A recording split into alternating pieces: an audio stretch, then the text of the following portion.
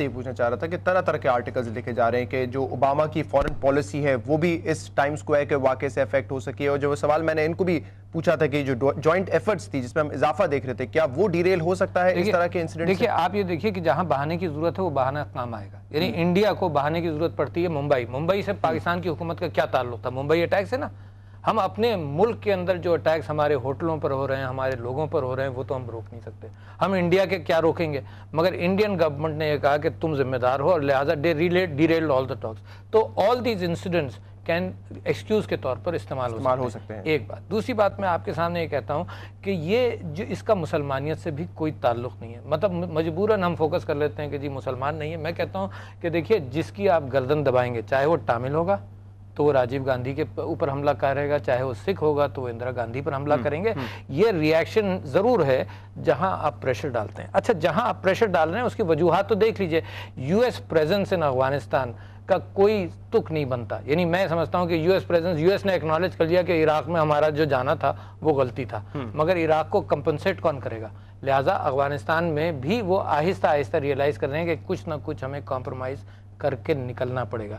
India یہ چاہتا ہے، ہماری حکومت کے لیڈرشپ یہ چاہتی ہے کہ امریکنز وہاں پر رہیں، کیونکہ یہ تو ڈراتے رہے نا کہ اگر بے نظیر بھی یہ باتیں کہتی رہیں اور سارے کہ اگر ہم آڑ بنے ہوئے ہیں ایکسٹریمزم اور فنڈامنٹلزم کے، اگر ہم نہیں ہوں گے تو یہ پاکستان کو کھا جائیں گے.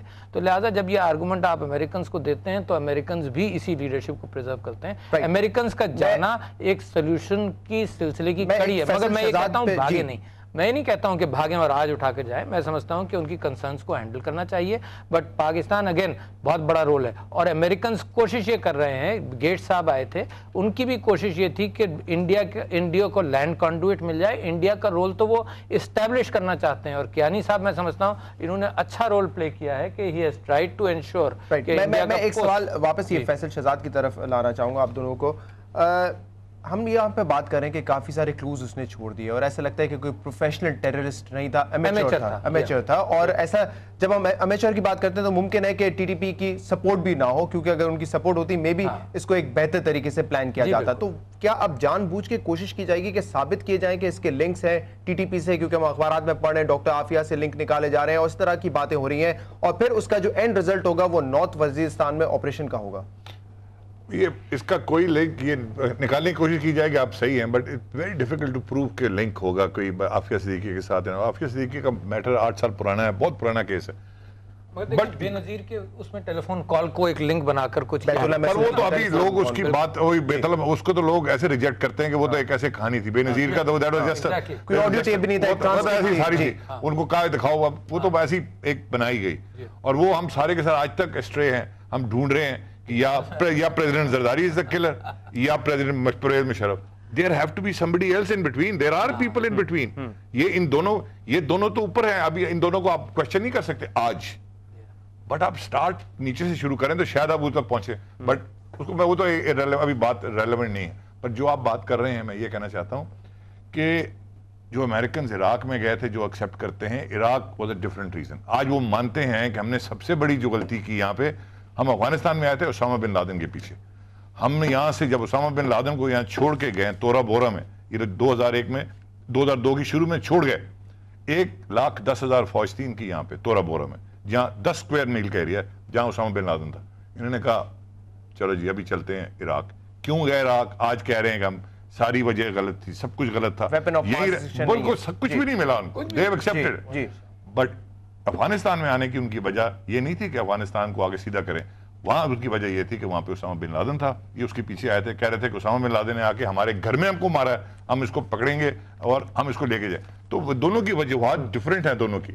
اگر آج یہ افغانستان میں یہ رہتے ہیں، جب یہ افغانستان میں آئے تو اس وقت اور حالات تھے، ابھی اور حالات ہو گئے ہیں. اب بہت سارے لوگ ریڈیکلائز ہو چکے ہیں، بہت سارے گروپس بن گئے ہیں جن کی اگر یہ حکیم اللہ مسعود کا بیان ایکسیپٹ کر لیں کہ یہ has got a reach up to Time Square, تو یہ ایک اور خطرے کی گھنٹی بج رہی ہوگی کہ یہ کدھر سے کون صاحب, یہ تو ایک لوکل سا آدمی ہے. پاکستان کو کیا کرنا چاہیے, پاکستان کس طرح انویسٹیگیٹ کرے, کیونکہ ہم نے دیکھا تھا جب یہ 26/11 ممبئی اٹیکس ہوئے تھے اس کے بعد ہم نے کوئی فوری طور پہ کاروائی نہیں شروع کی تھی, وہاں سے کافی پریشر پڑا تھا, اس کے بعد ہم نے کاروائی شروع کی, لیکن یہاں پر ابھی تو یہ ثابت بھی نہیں ہوا ہے. اس نے چلے خود ایڈمٹ کیا لیکن کورٹس میں ایڈمٹ نہیں کیا, اسٹل ا سسپیکٹ, کنوکٹڈ نہیں ہے وہ, اور ہم نے آلریڈی لوگوں کو پکڑنا شروع کر دیا. کراچی سے جیش محمد کے لوگوں کو پکڑا ہے, پھر دوسری تنظیموں کے لوگوں کو پکڑا گیا ہے. اس پر کیا پوائنٹ آف ویو آپ کا؟ میں سمجھتا ہوں کہ پاکستان کو تو کوآپریٹ کرنا چاہیے اس انویسٹیگیشن میں یقیناً, اور یہ بھی بات ذہن میں رکھے کہ جو ان کے والد صاحب ہیں وہ کرنل, وہ ایئر وائس مارشل ہیں, تھے سابق retired former air vice marshal Pakistan, اچھے آفیسر تھے, ہے نا.